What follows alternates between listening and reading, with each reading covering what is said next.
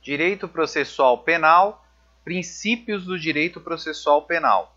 Continuando a falar do princípio da ampla defesa, falamos de seus fundamentos, estamos falando ainda dos elementos que constituem essa ampla defesa. E com relação a isso, nós abordamos a defesa técnica e começamos a falar da autodefesa, abordando em relação a esta quanto ao seu direito relativos, quanto à sua cumulatividade, e agora vamos falar quanto às suas dimensões. Quanto a isso, nós podemos dizer que o direito de autodefesa é composto do direito de audiência, do direito de presença e do direito à capacidade postulatória autônoma.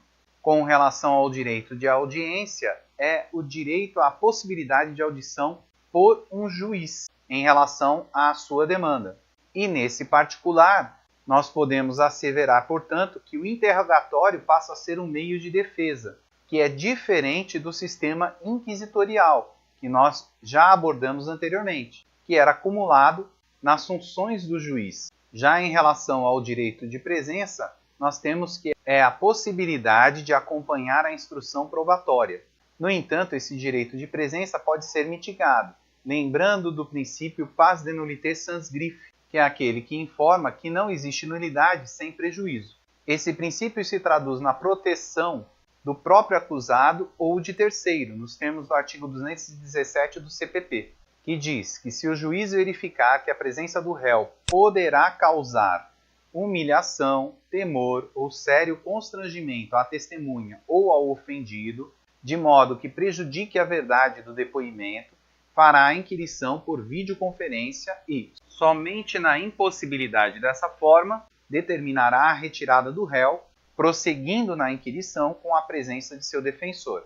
Lembrando que a adoção de qualquer das medidas previstas no caput desse artigo deverá constar do termo, assim como os motivos que a determinaram.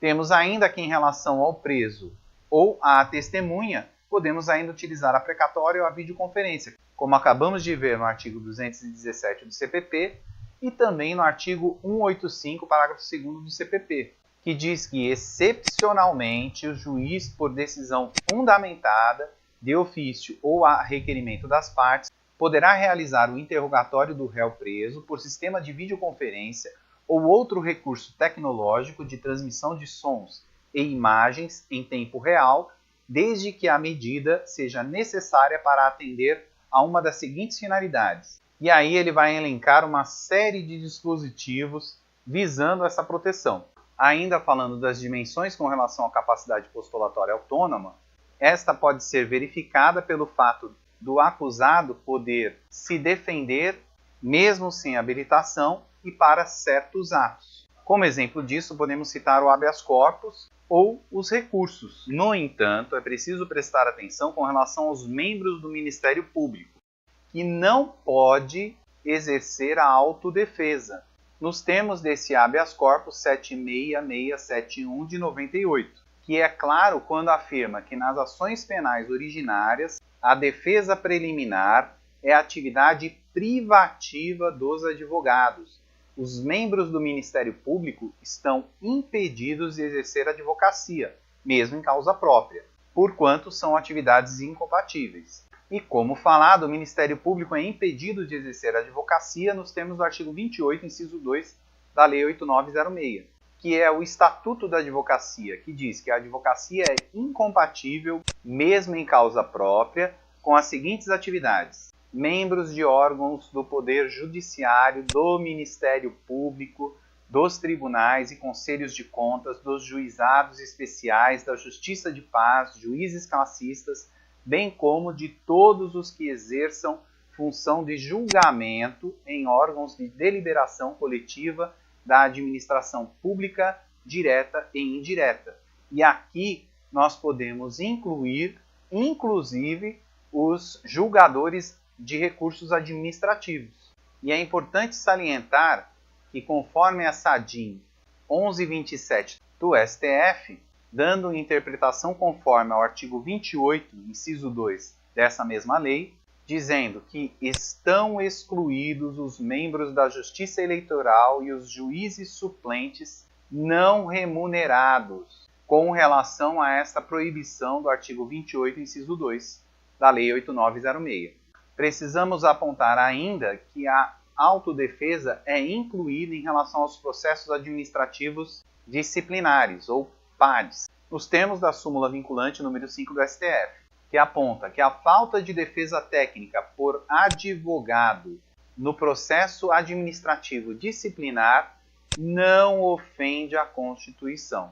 E conforme entendimento do STF, o processo administrativo disciplinar tem sua ampla defesa quando dá direito à informação, direito à reação e direito ao recurso por órgão colegiado.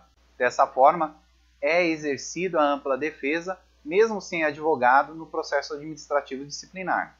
E aqui vai um alerta, porquanto a súmula 343 do STJ informa que existe a necessidade no processo administrativo disciplinar de advogado. No entanto, essa súmula, embora não tenha sido cancelada, ela está superada, por força da súmula vinculante número 5. Precisamos apontar ainda uma exceção em relação à autodefesa, que diz respeito à execução penal, nos termos da súmula 533 do STJ, que diz que para o reconhecimento da prática de falta disciplinar no âmbito da execução penal, é imprescindível a instalação de procedimento administrativo pelo diretor do estabelecimento prisional, assegurado o direito de defesa a ser realizado por advogado constituído ou defensor público nomeado.